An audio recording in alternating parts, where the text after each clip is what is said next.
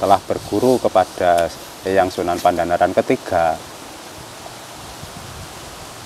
sedane Eyang Pandhanaran ketiga, akhirnya beliau Sultan Agung Hanyokrokusumo juga berkenan membangun makam mayat yang begitu istimewa ini. Mungkin sejaman Mataram pun bangunan lebih indah dan istimewa ya hanya mayat ini. Sebelum adanya Pajimatan Imogiri dan Kota Gede.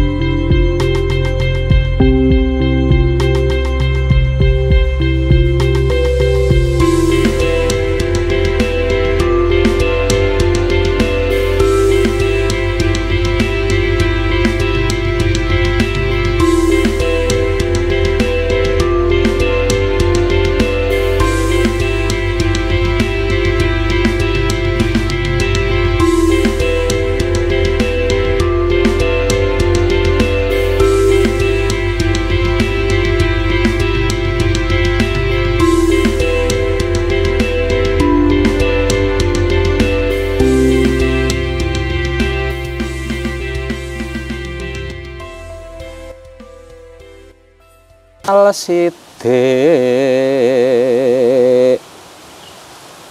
kapreksa njeng Sultan Agung wang-wang diku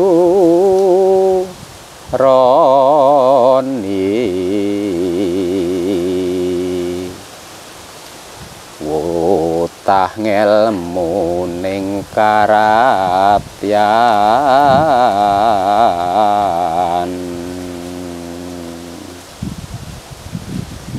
datan lami lajeng seda disaeni marang Kanjeng Sultan makam winangun Respati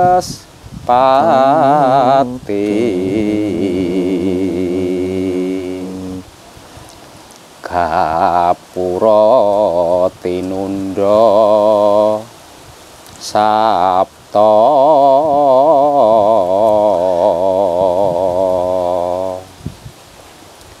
sinong bangsal paseban kalawan masjid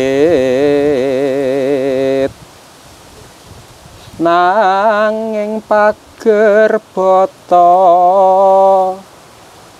dereng kongsi dadi ning wus madeg jumuah nyono Jadi diceritakan bahwasanya Ki Ageng Bengkung, Ki Ageng Jalasutra, Ki Ageng Jejer, Ki Ageng Ahmad Kategan. Beliau berempat berguru kepada Simbah Sunan Pandanaran yang ketiga, cucu Simbah Pandanaran yang sebenarnya yang Panembahan Menangkabul. Akhirnya berempat itu juga berguru kepada Mbah Pandanaran. Sinuwun Prabu Sultan Agung Hanyokrokusumo pirsa bahwasanya ada seorang guru yang istimewa bagi Sultan Agung. Akhirnya beliau juga ikut berguru. Setelah ilmu pemerintahan juga ilmu karatian tadi sudah diserap habis oleh Sinuwun Sultan Agung Hanyokrokusumo yang tadi Paromo Widya tadi yang saya aturkan ilmu pemerintahan. Tidak lama beliau Simbah Sunan Pandanaran ketiga, Mbah Panembahan Menangkabul meninggal dunia. Setelah itu beliau sampean dalem ingkang sinuwun Sultan Agung Prabu Hanyokrokusumo berkenan membuat bangunan makam untuk guru dalem dan leluhur dalem sebenarnya seindah seperti ini. Biarpun pembangunan sudah hampir selesai, mungkin pagar batanya belum kelar, tapi masjidnya sudah berdiri, sudah untuk Jumatan. Jadi masjid berdiri duluan daripada pagar batu bata yang mengelilingi makam Sunan Pandanaran ini. Lah, bahan baku apapun tidak boleh dibikin batu bata, tidak boleh dibikin dari mbayat, langsung didatangkan dari Keraton Mataram. Cara mengangkutnya juga tidak boleh sembarangan, diangkut dengan kuda, gerobak, apalagi motor yang belum ada. Oleh beliau sampean dalam Sinuwun Kanjeng Sultan Agung Prabu Hanyokrokusumo, rakyat Mataram itu disuruh berjajar dari Mataramnya kan Sinuwun Sultan Agung itu masih Mataram Kerto, dari Pleret itu berjajar sampai ke Bayat. Sampean bayangkan kalau satu batu bata itu didatangkan dari Mataram sampai Bayat itu berapa jam? Diranting, ya. Jadi ada sengkalan tahun pembangunan makam Bayat itu 1542. Terus yang di Gapura Panemut itu tertera 1555. Wiyoso Hanoto Wisi ing Ratu. Berarti dengan adanya dua sengkalan tadi, makam Bayat itu dibangun oleh Sultan Agung Hanyokrokusumo selama 13 tahun. Itu. Bicara tentang gapura, tadi ketika kami masuk tadi kan ada sekitar 7 gapura. Ya. Dan setiap gapura itu sendiri memiliki nama yang berbeda. Mungkin bisa dijelaskan. Dari gapura pertama itu dinamakan Gapura Segoro Muncar. Itu yang paling bawah sendiri. Terus naik di anjat-anjatan yang pertama itu Gapura Dudo. Dulu hanya satu, Mas. Jadi dulu hanya Gapura itu hanya satu. Terus tahun berapa itu dibikin dua kanan kiri itu. Ini disebutnya dulu Gapura Dudo itu hanya satu. Terus naik lagi di masjid sebelah utara masjid itu ada Gapura. Kalau dulu alur ke makam itu juga melewati Gapura itu. Itu Gapura Pangrantunan. Terus naik lagi di bangsal Paseban tadi masuk Gapura Plengkung, terus masuk Gapura Panemut yang ada sengkalan tahun Wiyoso Hanoto Wisi ing Ratu tadi. Naik lagi Segoro Muncar,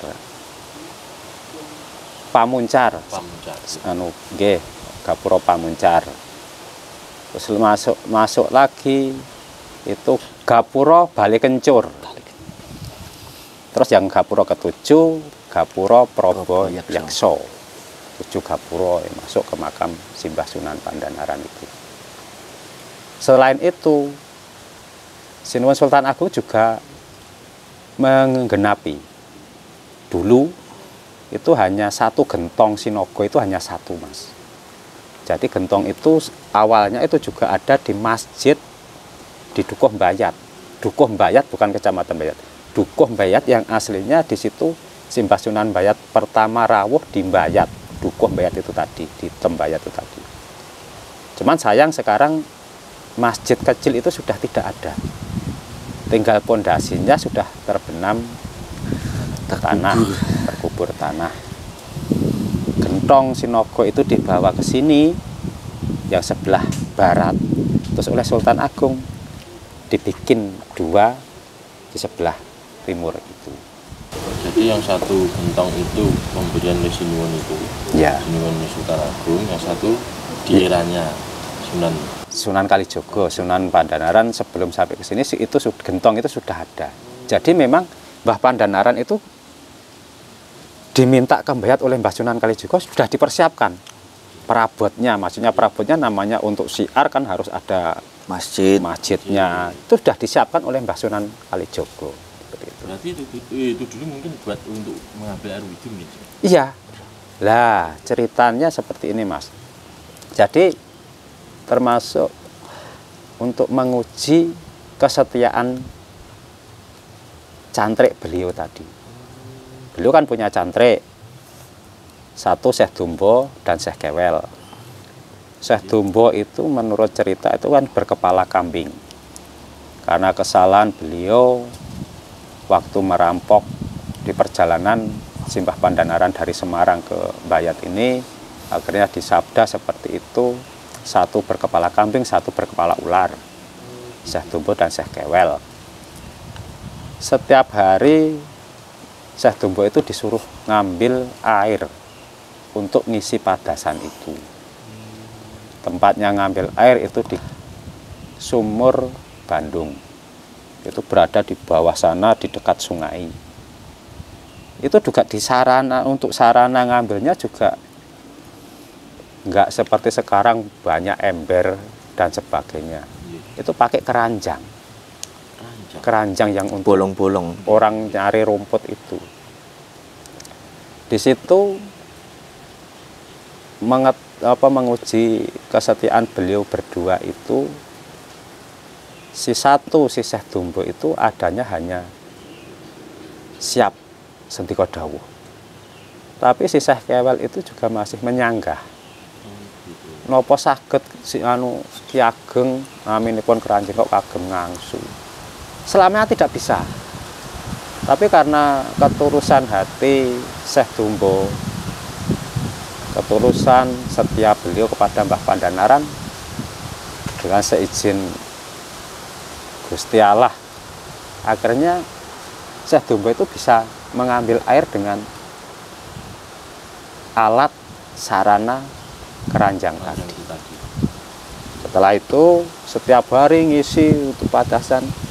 Jadi ngisi padasan itu juga, padasan itu lubang untuk keluarnya air itu juga nggak ditutup. Ya kenapa adanya seperti itu?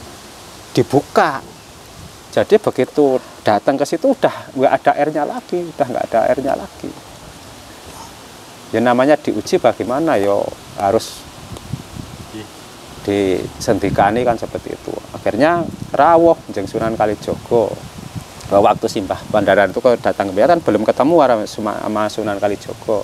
Mungkin beliau baru siar ke daerah mana. Akhirnya Simbah Sunan Kalijogo rawuh. Tanya kepada Mbah Pandanaran, kamu kok aneh punya cantrik seperti ini? Apa itu ya benar dari bangsanya binatang, apa ya memang manusia kan gitu. Oleh Mbah Pandanaran ya juga ngomong apa adanya. Sebenarnya Cantrik-cantrik saya itu juga manusia biasa. Kanjeng Sunan bukan dari binatang. Manti sabdanipun Mbah Sunan Kepandanaran kembali wujud Syekh Dumbo yang semula berkepala kambing, Syekh Kewel yang berkepala ular, kembali berwujud manusia biasa. Dari situ semakin taatnya beliau berdua ngabdi sampai akhir hayatnya pada Mbah Pandanaran. Cuman berbeda makamnya. Kalau Syekh Dumbo itu dimakamkan di dekat Desa Bogem sebelah tenggara dari makam Simbah Sunan Pandanaran. Kalau Syekh Dumbo dimakamkan di balik Bukit Jabal Kat, persisnya di Gunung Cakaran. Jadi untuk kaitannya dengan peristiwa meninggalnya Simbah Pandanaran, kemungkinan jagat pun juga tidak rela atas kepergian Simbah Sunan Pandanaran. Ya tadi mungkin karena beliau begitu istimewanya bagi alam dan makhluk, karena bisa merangkul semuanya, saling hidup berdampingan, saling hormat menghormati, seperti yang tertulis dalam bab Serat Lokojoyo. Saya ambilkan hanya 3 pupuh terakhir dari babat Serat Lokojoyo. Itu meninggalnya Simbah Sunan Pandanaran. 4 podo dari Serat Lokojoyo. Ageng goro-goronipun arti Jabal Kat agunjing, Gunung Lawu Merapi munyo, gumaluduk metu geni, lesos mubeng awor Jawa, udan awu banjir wareh,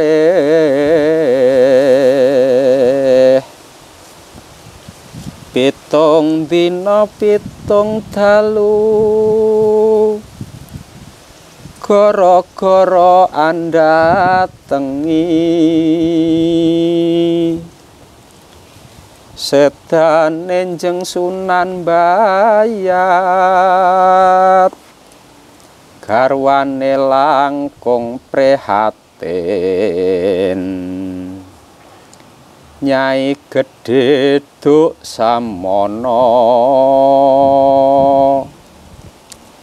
gerah sanget angemasi,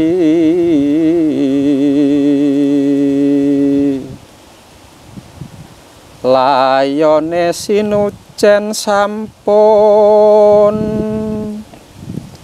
sinarekaken tumuli, tinunggalaken Kang Raka,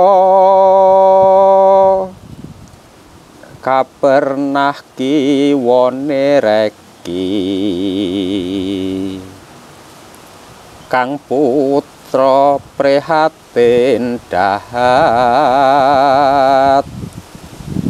sedane ing dina Kemis,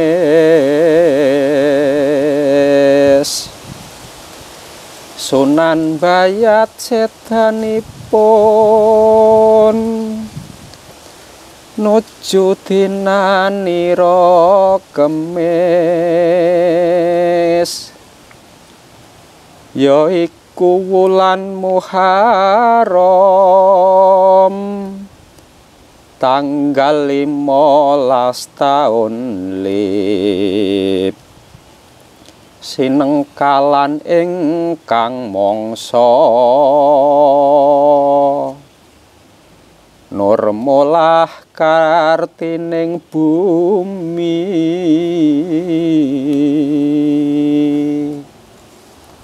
itu yang mungkin menandakan alam saja tidak ikhlas atas kepergian Simbah Sunan Pandanaran. Beliau meninggal pada hari Kamis tanggal 15 Muharram atau Suro tahun Alif 1463 tahun Jawa. Kalau Masehi itu tanggal 21 April 1544 Masehi.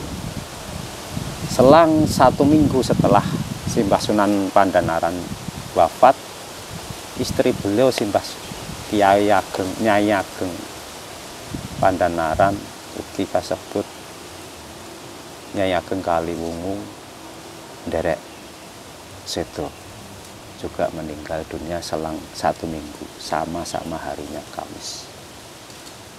Begitu sayangnya alam saja kepada Simbah Pandanaran.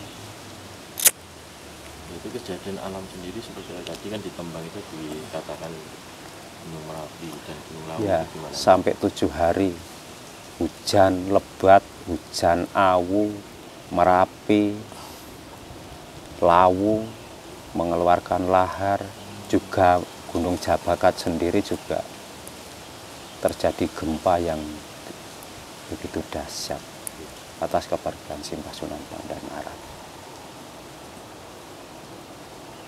Mungkin untuk selanjutnya, bagaimana pengaruh dan warisan beliau terhadap masyarakat yang melihat sendiri hingga saat ini? Pengaruh apa yang telah ditinggalkan atau diwariskan dan juga diajarkan oleh Simbah Sunan Tembayat itu sangat-sangat luar biasa pengaruhnya pada masa saat ini. Kita tahu ideologi yang dipakai di Negara Kesatuan Republik Indonesia adalah gotong royong. Itu wujud implementasi dari Musyawarah patembayatannya Simbah Sunan Tembayat atau Sunan Pandanaran.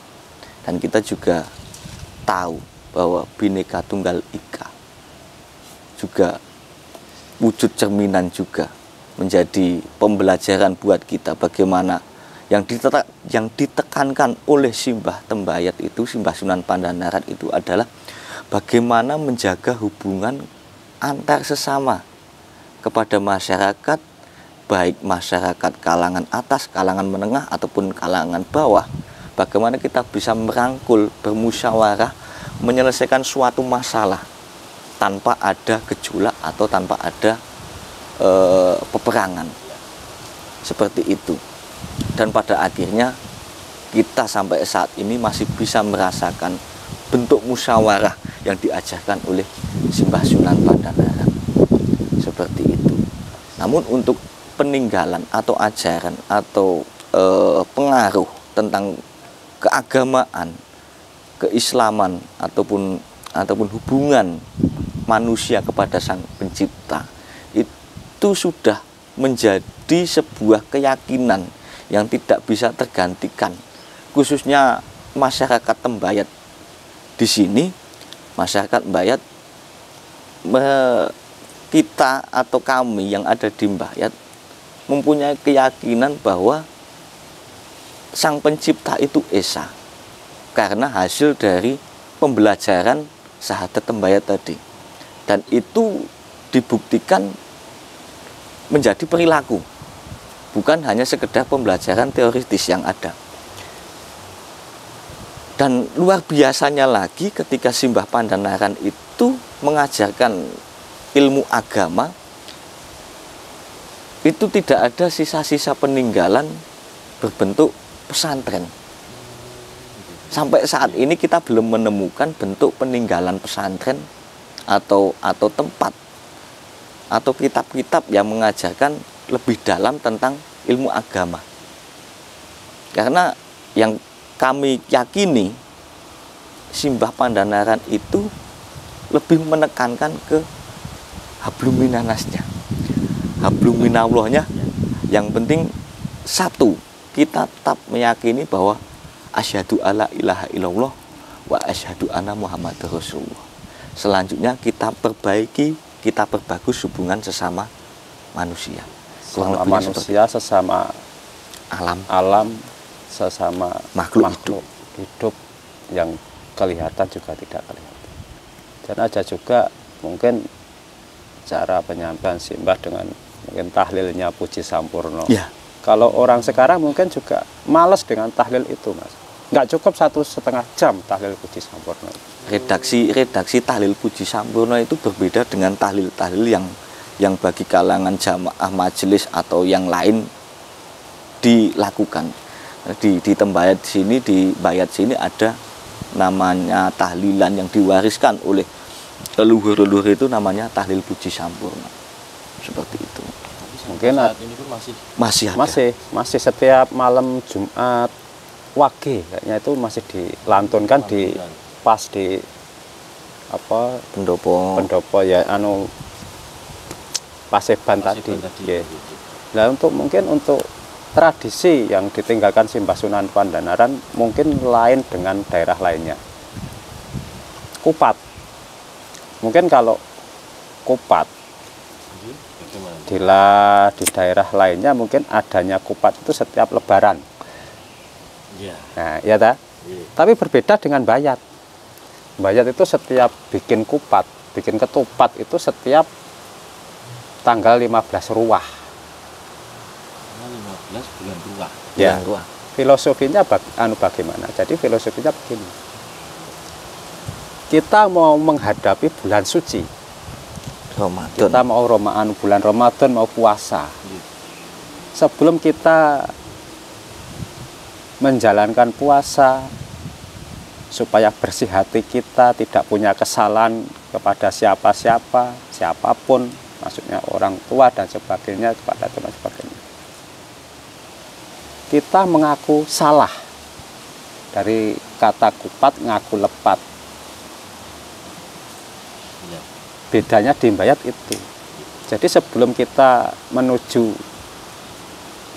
bulan yang istimewa bagi umat Islam, kita sudah mohon maaf kepada saudara, kepada orang tua dan sesama makhluk hidup, supaya kita ikhlas nanti menjalankan kewajiban kita berpuasa.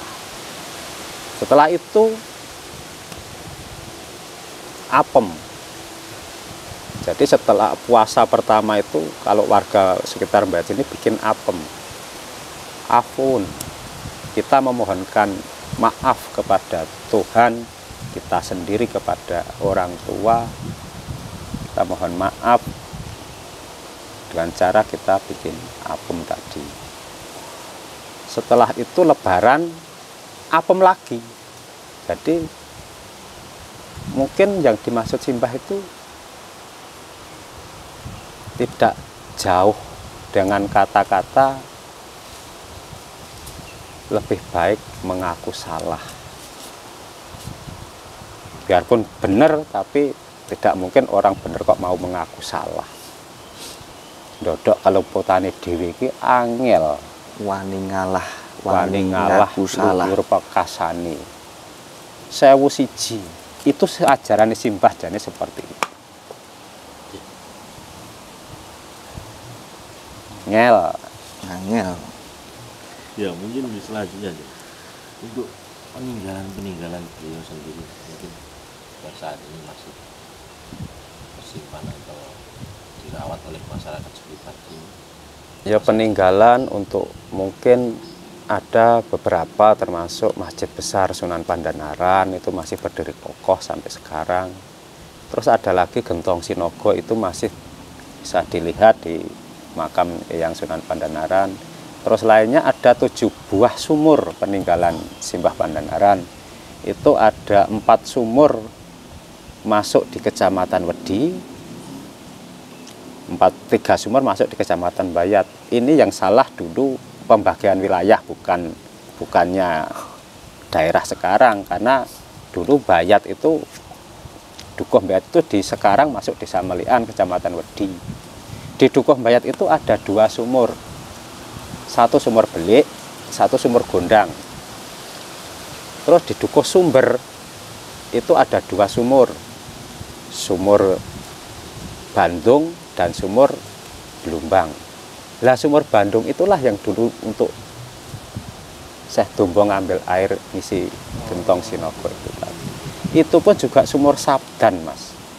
Jadi ceritanya Simbah Pandanaran itu rawuh Kembayat, mungkin musimnya juga seperti ini, musim kemarau panjang. Dan tidak ada air di mana-mana, tidak ada air. Muter-muter si cantrik dua tadi, Syekh Dumbo Syekh Kewel itu nyari air kemana-mana tidak ketemu air. Pulang laporan, Ki Ageng mboten wonten air, mboten enten toya, Ki Ageng niku kados pundi. Kae jiko neng sumber kae lho ketok kok kene lirap-lirap banyune kae. Jadi yang semula beliau berdua itu sudah sampai ke situ tidak ada apa-apa, itu muncul sumber mata air kan gitu. Akhirnya situ dinamakan sumber Bandung itu tadi.